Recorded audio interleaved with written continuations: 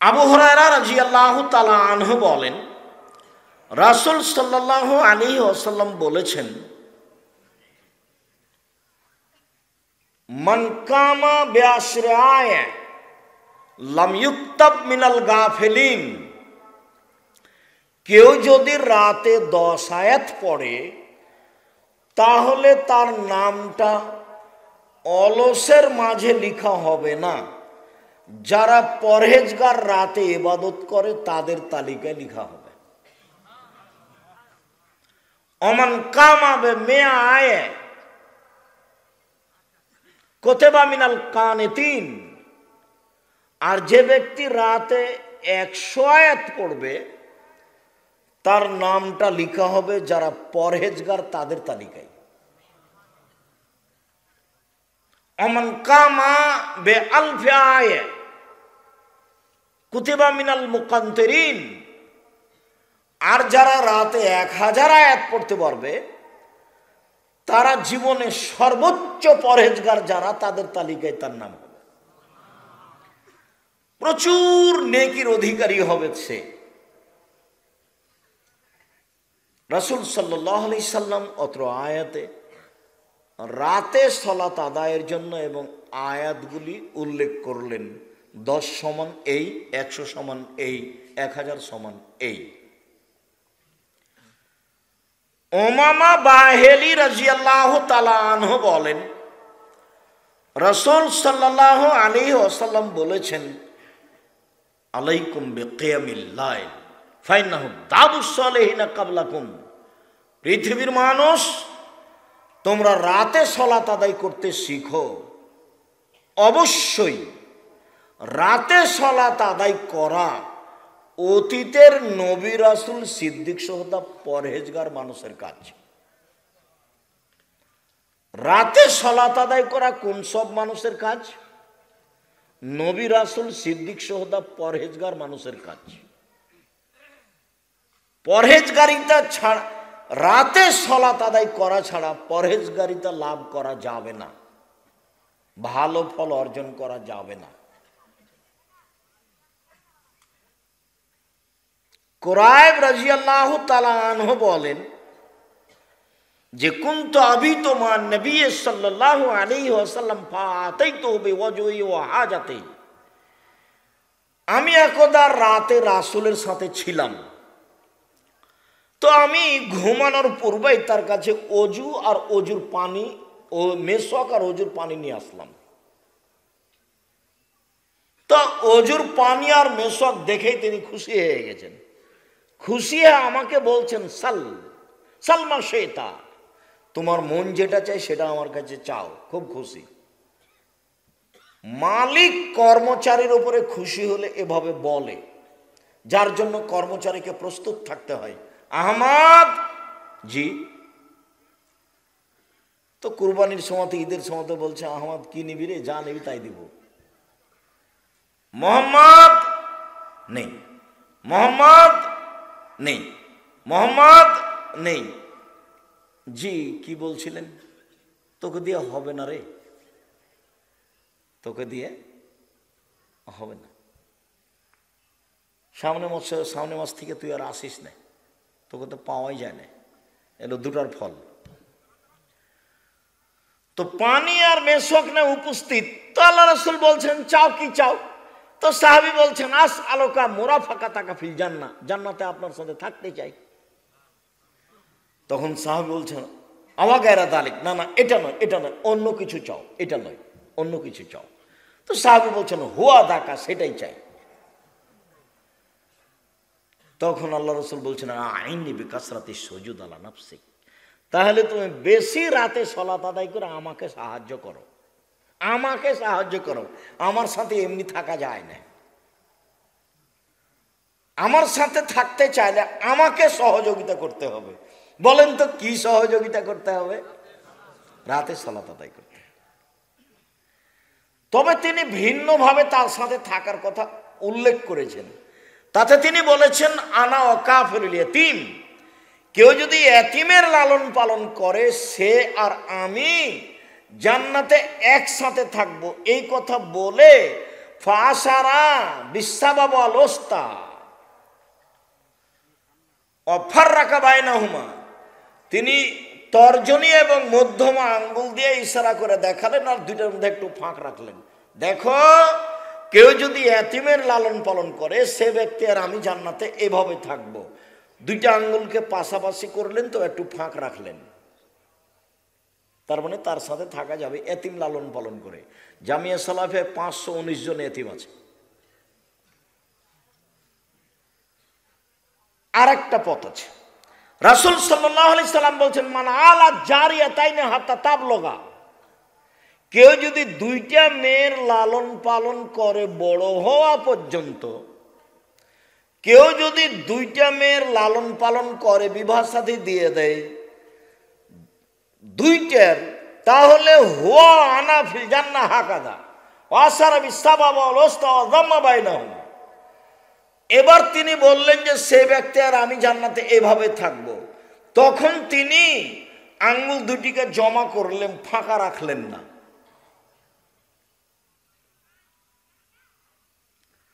তার মানে দুইটা মেয়ের লালন পালন করলে ও আর আল্লাহর নবী জান্নাতে একসাথে থাকবেন। এই জন্য মেয়ে জন্ম নিলে মন খারাপের কিছু নেই। যদিও একটা দুইটা তিনটে মেয়ে হলেই মা, চাচি, খালা, ফুফু সব উল্টে গেছে। ধর্মের সাথে তো আর কারো সম্পর্ক নেই। আবার বলছেন, মানে আলা সালাসা বানাত, কেউ যদি 3টি মেয়ের লালন পালন করে তো কুন্নালাহু সিতরান মিনান নার, ওই মেয়ে আর ওই বাপের সাথে অন্তরাল হবে। মেয়ে জাহান্নাম এবং বাপের মাঝে, ওরা থাকবে মাঝে, ওইদিকে থাকবে জাহান্নাম আর এদিকে থাকবে বাপ। ওরা মাঝে আছে। ওরা আল্লাহকে বলবে, আগে আমার বাপকে জান্নাতে দিতে হবে, তারপরে কোনো কথা। খুব শক্ত অবস্থানে যাবে মেয়েরা, অন্তরাল 3টের। তো মধ্যখানে অন্য কথা এসেছে যে উনি বললেন যে জান্নাতে আপনার সাথে থাকতে চাই। তো আল্লাহ রাসূল বললেন, আমাকে সাহায্য করো, তাহলে আমি তোমাকে নিয়ে থাকতে পারবো। তখন বললাম যে আরো 2টা পথ আছে, যেই পথে রাসূলের সাথে জান্নাতে থাকা যায়। তার একটা পথ কি বলেন তো? এতিম লালন পালন করা। আরেকটা 2টা মেয়ে থেকে উপরের মেয়ে লালন পালন করা। 2টা হয়তো সাথে আর 3টা হলে অন্তরাল। বলছিলাম, পৃথিবীর মানুষ, তোমরা রাতে সালাত আদায় করো।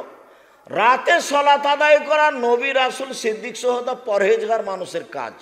এই কথা বলার পর আল্লাহ রাসূল বলছেন, হুয়া কুরবাতুন লাকুম ইলা রাব্বিকুম, রাতে সালাত আদায় করলে আল্লাহর নিকটে হওয়া যায়। রাতে সালাত আদায় করলে আল্লাহর নিকটে হওয়া যায়।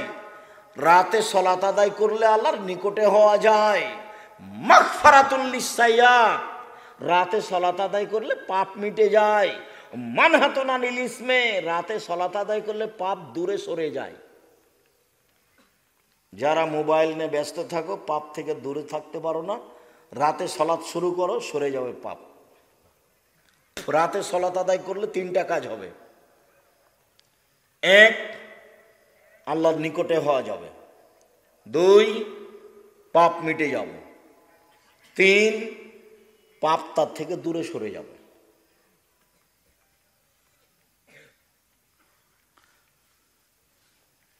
আবু মালিক আশআরী রাদিয়াল্লাহু তাআলা আনহু বলেন, রাসূল সাল্লাল্লাহু আলাইহি ওয়াসাল্লাম বলেছেন,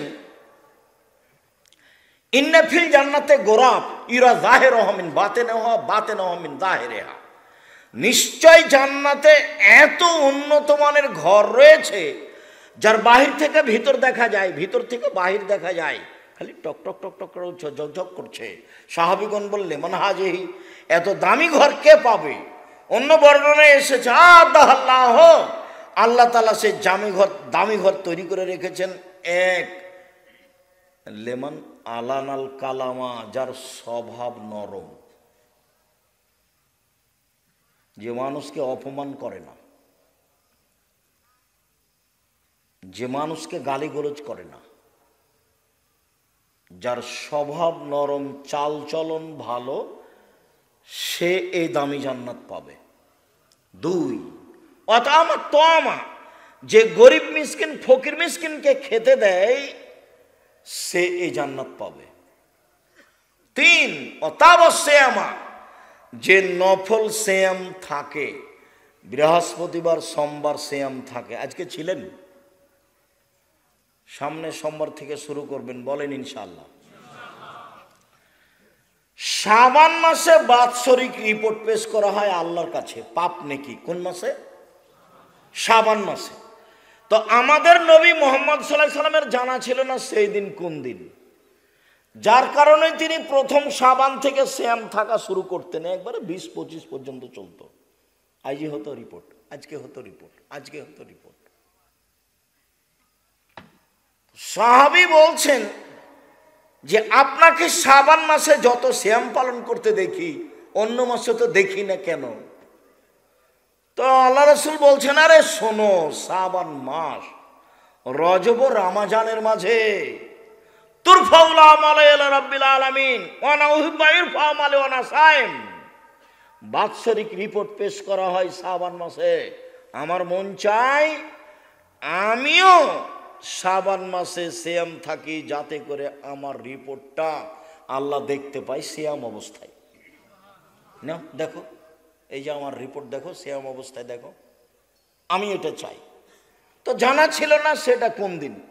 কিভাবে ভারত, বাংলাদেশ, পাকিস্তানের এক শ্রেণীর আলেম ওলামা জেনে নিলেন সেদিন নাকি 15 শাবান। তাই তারা কলকারখানা, অফিস আদালত, কোর্ট কাছারি, শিক্ষা প্রতিষ্ঠান সবকিছু বন্ধ করে রাতে গোসল করে আতর গোলাপ মেঘে 15 সিয়াম পালন করে। ভুল হিসাব, ফিরে আসতেই হবে। জোর করে ক্ষমতা দেখিয়ে গলাবাজি করে ধর্ম প্রচার করে কোনো লাভ নেই। হাদিস অনুবাদ করতে হবে, দেখাতে হবে। জাল হাদিস পেশ করে 15 শাবান দেখায় কোনো লাভ নেই। কত হাদিস নেবেন একটানা 15 পর্যন্ত? আর যদি সাপ্তাহিক রিপোর্ট ধরতে চান তাহলে বৃহস্পতিবার আর সোমবার, বৃহস্পতিবার আর সোমবার। ওয়ানা উহিব্বু আন আসুমা ইয়াউমাল ইসরা ওয়াল খামিস, আমি ভালোবাসি বৃহস্পতিবারে সিয়াম থাকা, আমি ভালোবাসি সোমবারে সিয়াম থাকা। কেন? এই 2 দিনে রিপোর্ট পেশ করা হয়। আমার মনটা চাই সাপ্তাহিক রিপোর্ট আমার দেখুক আল্লাহ সিয়াম অবস্থায়। আমি শুরু করতে হবে এই সপ্তাহ থেকেই ইনশাআল্লাহ। বলে বিশাল কিছু ইবাদতের জগতে সবচেয়ে দামি ইবাদত সিয়াম। অন্তত বৃহস্পতিবার সোমবার চালু করেন। তারপরে আরাফার দিনে একদিন সিয়াম পালন করেন। আগের পরের 2 বছরের পাপ ক্ষমা। মুহররমের 2 দিন থাকেন, বিগত 1 বছরের পাপ ক্ষমা। শাওয়ালের 6 দিন, শাওয়ালের 6 দিন থাকেন, তাহলে আপনার সারা বছর সিয়াম পালন নেকি হবে। আর যুলহিজ্জার 1 থেকে 9 পর্যন্ত থাকেন নফল সিয়াম। নফল সিয়াম থাকে যে সে দামি জান্নাত পাবে। সাল্লা বিল্লাহ নাসানিয়াম, মানুষ যখন ঘুমিয়ে তখন রাতে তাহাজ্জুদ পড়ে, সে এই জান্নাত পাবে। রাতের সালাত। আমর ইবনে আব্বাস রাদিয়াল্লাহু তাআলা আনহু বলেন, রাসূল সাল্লাল্লাহু আলাইহি ওয়াসাল্লাম বলেছেন,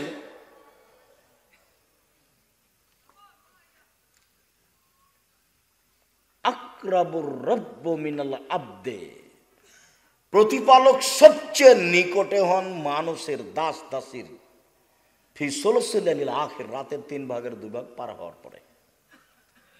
রাতের 3 ভাগের 2 ভাগ পার হওয়ার পরে আল্লাহ সবচেয়ে মানুষের নিকটে হন। তো রাসূল সাল্লাল্লাহু আলাইহি সাল্লাম বলছেন, শোনো, মানিস্তাতা মিনকুম, তোমাদের কেউ যদি পারে যে এই সময়ে মানুষের সাথে সাথ দিয়ে ইবাদত করবে, তো ফায়াকুন, সেজন্য হয়। এই সময় রাতে সালাত আদায় করতে শিখো। আপাতত রাতে সালাত আদায় করতে হবে, কথাটা সংক্ষিপ্ত করলাম। কখন? রাতের 3 ভাগের 2 ভাগ পার হওয়ার পরে। আবু হুরায়রা রাদিয়াল্লাহু তাআলা আনহু বলেন, রাসূল সাল্লাল্লাহু আলাইহি ওয়াসাল্লাম বলেছেন, এনজুল রাব্বু ইলা সামাই দুনিয়া হিনা ইয়াবকা সুলুসুল আখিরা। রাতের 3 ভাগের 2 ভাগ যখন পার হয় তখন আল্লাহ তাআলা সপ্তম আকাশ থেকে প্রথম আকাশে নেমে আসেন। নেমে এসে বলেন, মায়াদুনি ফাস্তাজিবা লাহু, কে আমাকে ডাকে আমি তার ডাকে সাড়া দিব। মায়াসালুনি ফাউতিয়াহু, কে কি চায়, যে যা চায় আমি তাকে তাই দিয়ে দিব। মায়াস্তাগফিরুনি ফাগফিরা লাহু, কে ক্ষমা ভিক্ষা চায় তাকে ক্ষমা করে দিব। ওয়াল্লাযীনা ইয়াবিতুনা লিরাব্বিহি সুজদান ওয়া কিয়ামা, যারা দাঁড়ানো অবস্থায় এবং সিজদা অবস্থায় রাত অতিবাহিত করে। অবিল আসহারি হুম ইস্তাগফিরুনা, আর যারা শেষ রাতে আল্লাহর কাছে ক্ষমা ভিক্ষা করে।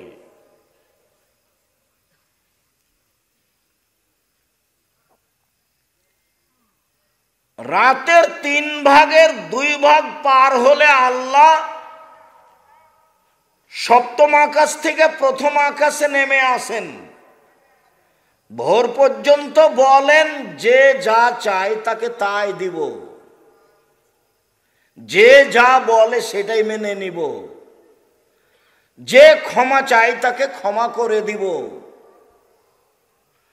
যারা রাতে দাঁড়ানো অবস্থায় এবং সিজদা অবস্থায় রাত অতিবাহিত করে আর শেষ রাতে আল্লাহর কাছে ক্ষমা ভিক্ষা করে, রাতের শেষে।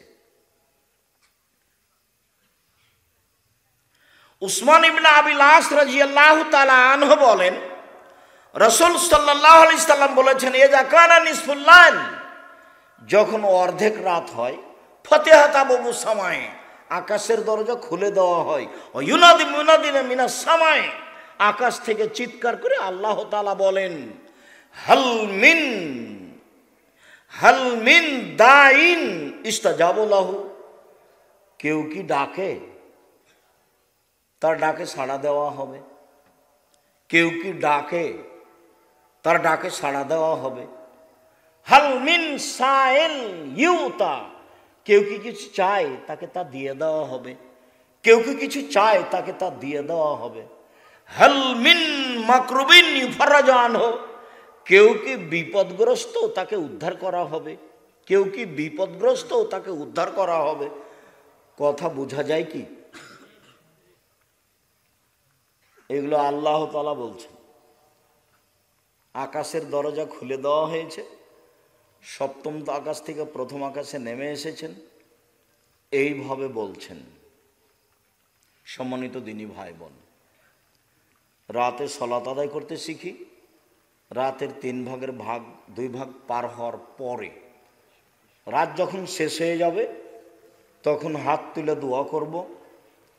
আগে পড়ব দোয়া ইউনুস, তারপরে দরুদ, তারপরে চাওয়া পাওয়া। হাত তুলে কোন দোয়া পড়ব? আগে ইউনুস, লা ইলাহা ইল্লা আনতা সুবহানাকা ইন্নী কুনতু মিনাজ জালিমিন, তারপরে দরুদ, তারপর প্রয়োজনীয় কথা।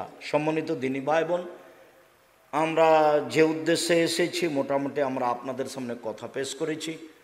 সম্ভবপর আপনারা বই পুস্তকগুলি মূল্যায়ন করবেন, সব স্টেজে আছে। আর সবাই আব্দুল্লাহকে ভালোবাসি, আমরা জানি, আমিও তার বক্তব্য শোনা ভালোবাসি। বুখারীর ব্যাখ্যা মিন্নাতুল বারী তার 2 খণ্ড বের হয়েছে এখন, প্রথম খণ্ড, দ্বিতীয় খণ্ড। আমার দিনী ভাই বোন সবাকেই মিন্নাতুল বারী সংগ্রহ করার জন্য অনুরোধ জানাচ্ছি। আর ওরা বলেছে ওই সময়তেই একটু ছেলেরাকে পাঠিয়ে আদায় করতে হতো, তো যাই হোক কথাটা রক্ষা করবেন। যাওয়ার সময় কেউ খালি যাবেন না। ছেলেরা আছে, যার যতটুকু সম্ভব, 500 টাকা হোক, 200 টাকা হোক, 100 টাকা হোক, অবশ্যই দিয়ে যাবেন, যাতে করে তারাও কাজে সফল হয়। আল্লাহ আমাদের যারা মারা গেছে তুমি তাদের কবরের শাস্তি মাফ করো। আমরা যারা অসুস্থ তুমি তাদের আরোগ্য দান করো। আমরা যারা বেঁচে আছি তুমি তাদেরকে তোমার রাসূলের পদ্ধতি অনুযায়ী চলার তৌফিক দান করো। নিয়মিত কোরআন তেলাওয়াতের তৌফিক দান করো। রাতে সালাত আদায়ের তৌফিক দান করো। তোমাকে জানা বুঝার তৌফিক দান করো। এই দাবি দোয়া তোমার দরবারে রেখে আজকের সংক্ষিপ্ত কথা এখানে শেষ করলাম। সবাই বইগুলো স্টেজ থেকে নিয়ে যাবে। আর আমি নিজেও দীর্ঘ 34 বছরে কোনোদিন মাযহাবের কথা বলিনি। আমি মাযহাবের পাতা পড়ি না। এই পাতা নিয়ে আমি কোনোদিন আলোচনা করা প্রয়োজন মনে করিনি। আমাকে যখন জিজ্ঞাসা করা হয়েছে যে হানাফি মাযহাব মানা যাবে কি না, তখন আমি উত্তর এইটা দিইনি। আমি বলেছি, বিচারের মাঠে যদি আল্লাহ তাআলা ইমাম আবু হানিফা রাহিমাহুল্লাহকে জিজ্ঞাসা করেন যে তুমি কি জনগণকে বলেছিলে যে তোমাকে মেনে চলে যেন জনগণ? বোঝা যায়নি কথা। যদি আল্লাহ ইমাম আবু হানিফা রাহিমাহুল্লাহকে বিচারের মাঠে জিজ্ঞাসা করেন যে ইমাম আবু হানিফা তুমি কি জনগণকে বলেছিলে যে আমাকে মেনে চলো, তো তখন তিনি কি বলবেন? তখন তারই বা কি হবে, তখন আপনার কি হবে? আমি এইটুকু উত্তর দিয়ে ছেড়ে দিয়েছি, পরের প্রশ্নে গেছি। আমার জীবনে আমি কোনোদিন জাতিকে ধর্মের নামে ফাঁকি দেওয়ার চেষ্টা করিনি। নিজে কি করলাম দীর্ঘ সময় ধরে, এতে সফলতা অর্জন করব এটা আমার মনে হয় না। আরও কিছু আমল করলাম প্রতিষ্ঠানগত, এতে আমি বিচারের মাঠে সফলতা অর্জন করব এটা আমার মনে হয় না। তবে আমার একটা জিনিস সবসময় সাহস ও জোরালো গতিবিধি বিরাজ করে, সেটা হলো এই, ধর্মের নামে আমি জাতিকে কোনোদিন ফাঁকি দিইনি। জাতি যেটুকু মানছে ওখান থেকে যদি আমি বিচারের মাঠে কিছু পাই তা আমি এ দিয়ে সফলতা অর্জন করব ইনশাআল্লাহ। এইটুকু আমার সাহস কাজ করে। বাকি আমারটুকু যদি সমান সমান হয়ে বাঁচতে পারি তাহলে আলহামদুলিল্লাহ। বিচারের মাঠ বড় কঠিন, কবর যত কঠিন কিয়ামত তার চেয়ে অনেক কঠিন। কিয়ামতের মাঠ যত কঠিন জাহান্নাম তার চেয়ে অনেক অনেক অনেক বেশি কঠিন। আমি কি দিয়ে বুঝাই আপনাকে কিয়ামত কত কঠিন? মানুষের ঘামের মধ্যে মানুষ সাঁতার কাটবে, এটা কি হতে পারে? কেউ কারো ব্যাপারে সহযোগিতা করতে পারবে না, কথা বলতে পারবে না। লা তামলিকু নাফসুন লিনাফসিন শাইআ ওয়াল আমরু ইয়াওমাইদিন লিল্লাহ। সেদিন কোনো মানুষ কোনো মানুষের কোনো উপকার করতে পারবে না, একচ্ছত্র মালিকানা আল্লাহর হাতে থাকবে। কবর যত কঠিন কিয়ামত তার চেয়ে অনেক বেশি কঠিন। কিয়ামত যত কঠিন জাহান্নাম তার চেয়ে অনেক অনেক অনেক বেশি কঠিন। কি দিয়ে বুঝাই জাতিকে জাহান্নাম কত কঠিন? তারপরেও মানুষ সম্ভবপর চেষ্টা করুক। পরের কথা, যেহেতু জাতিকে আমি কোনোদিন ফাঁকি দিইনি, কলমেও ফাঁকি দিইনি, যেসব বক্তব্য দিয়ে থাকি সাধারণত সেগুলো সবটাই পাওয়া যাবে উপদেশ বইয়ে। উপদেশ নামে একটা বই আছে। এত পরে এসে নামাজের উপরে সলাতের উপরে বই লেখার প্রয়োজন ছিল না। তো অনেকগুলি বাংলা বই পড়ে আমার মনে হলো যে আমিও সলাত শিক্ষার জন্য, নামাজ শিক্ষার জন্য একটা বই লিখি। সম্ভবপর তাতে চেষ্টা করব আল্লাহ এবং রাসূলের কথা দিয়ে পূর্ণ করা। সেখানে কারোর কথা থাকবে না, মর্মে সলাতের উপরে বই আছে। সাথে সাথে দুয়ার যখন হইচই চলল মোটামুটি 85 সাল থেকে, যখন আমরা শিক্ষকতার জীবনে আসিনি, 92 সালে 92 সালে একটা বাহাসে এসেছিলাম ময়মনসিংহ জামালপুর, আপনার এতে ময়মনসিংহ জামালপুর কোঠাইল চিনাডলিতে। ময়মনসিংহ জামালপুর, ময়মনসিংহ অন্তর্গত জামালপুর জেলা গোঠাইল চিনাডলিতে এসেছিলাম। লোকজন বেশ ভালো আলেম ছিলেন, ভদ্রতার অভাব ছিল না, তারপরেও শেষ পর্যন্ত ফলাফল ভালো ছিল না। আমি ওই সময়ে 22টা বাহাসে উপস্থিত হয়েছি, 1-2 করে। কোনো বাহাসের শেষ ফলাফল ভালো দেখিনি, যার কারণে আমি আর কোনো দিন বাহাসে যাই না। ওই পাতা আমি আর ছিঁড়ে দিয়েছি, ওর ফলাফল ভালো নয়। আমি দোয়ার বইয়ে 16টি স্থান উল্লেখ করেছি হাত তুলে দোয়া করার। আমি হাত তুলে দোয়া করার পক্ষে, তবে আপনার মতো নয়। রাসূল সাল্লাল্লাহু আলাইহি সাল্লাম যেভাবে দোয়া করেছেন সেটাতে আমি চেষ্টা চালিয়েছি। তাতে আমি 16টি স্থান উল্লেখ করেছি যে এই জায়গাগুলিতে আল্লাহ রাসূল হাত তুলে দোয়া করেছেন। তাতে দলবদ্ধ একটা জায়গা পাওয়া যায় পানি চাওয়ার জন্য। মাঠে যদি হয় তাহলে উল্টা হাতে, আর জুমা মসজিদে খুতবা চলাকালীন যদি হয় তাহলে সোজা হাতে, সবাই মিলে। বাকি ব্যক্তিগত ব্যাপার। তাতে আল্লাহ রাসূল বলেছেন কেউ যদি হাত তুলে দোয়া করে তাহলে আল্লাহ তার খালি হাত ফিরিয়ে দিতে লজ্জা পায়। আমি কেমনে তার খালি হাতটা ফিরিয়ে দিই? ও যা চাচ্ছে সেটা দিয়ে দিলাম। এই নিয়ে আবার শেষে কথা আসবে মর্মে আপনার বাড়িতে আরো 5 জনের বাড়িতে, আপনাদের মসজিদে আইনে রাসূল সাল্লাল্লাহু আলাইহি সাল্লাম দোয়া অধ্যায় বইটি থাকবে। এটা আমার ঐকান্তিক দাবি। এই দাবি আপনাকে পূরণ করতে হবে। আপনার যদি হিংসার কারণে সময় পার হয়ে যায়, জবাব আমাকে দিতে হবে না, আপনাকে দিতে হবে। তবে আপনাকে এই কথা মনে রাখতে হবে, যেটা আমি শতদিন শতবার বলেছি, জাতির যদি রাস্তাঘাট করে দিতে না পারি, জাতির যদি স্কুল কলেজ করে দিতে না পারি, জাতিকে চূড়ান্ত সঠিক ধর্ম দিতে পারবো ইনশাআল্লাহ। ধর্মের ব্যাপারে জাতিকে ফাঁকি দিয়ে পরকাল হারাতে রাজি নই। বাংলা ভাষায় একটা পত্রিকা লেখা হয় জামিয়া সালাফের পক্ষ থেকে, তার 12 জন খালি মুফতি আছে। তারা বড় বড় বিদ্বান। বোর্ডে ফতোয়া পাস না হলে সেটা পত্রিকায় আসে না। হুমসি খেলি সেই পত্রিকায় ফতোয়া চলে আসবে, এইটা কোনোদিন হয়নি। তার নাম আল ইতেসাম পত্রিকা। বই অবশ্যই নিয়ে যাবেন, অনুকূলে না হলে একটা আল ইতেসাম পত্রিকা নিয়ে যাবেন। আপনি না পড়লে আর কেউ পড়বে। আজকের আলোচনা রাতের সলাত।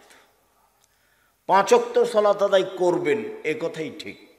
মানুষের জীবনে সবচেয়ে জরুরি কাজ, মানুষের জীবনে এর চেয়ে কোনো জরুরি কাজ নেই।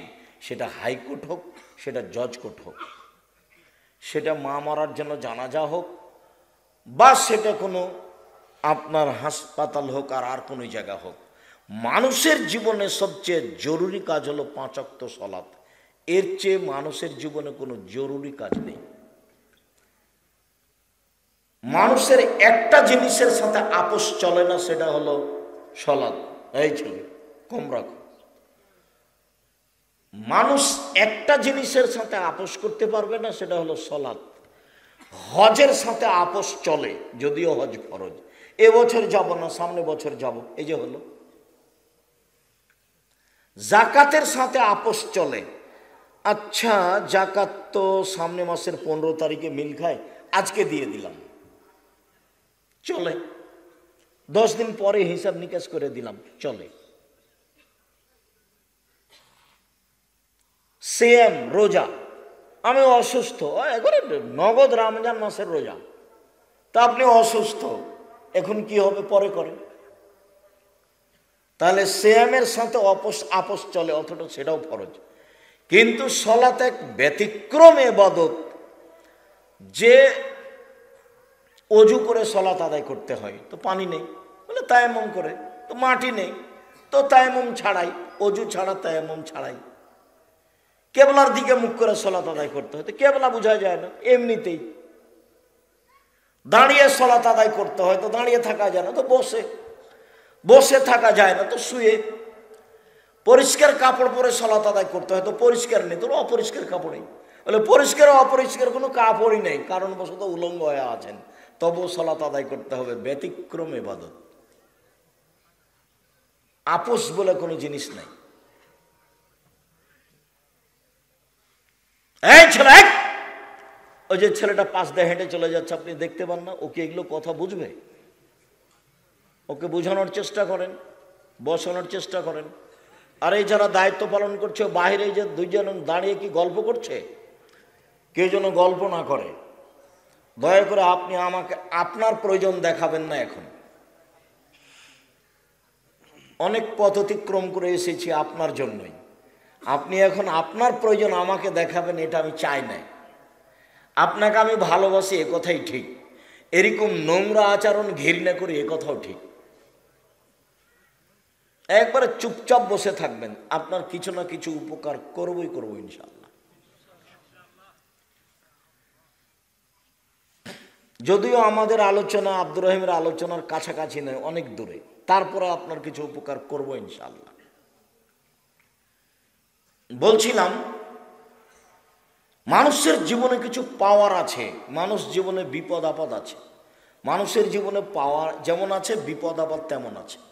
এর জন্য মানুষ রাতে সলাত আদায় করবে, হয় তাহাজ্জুদ না হয় দুরেকাত সলাত আদায় করে তার কথাটা আল্লাহকে বলবে।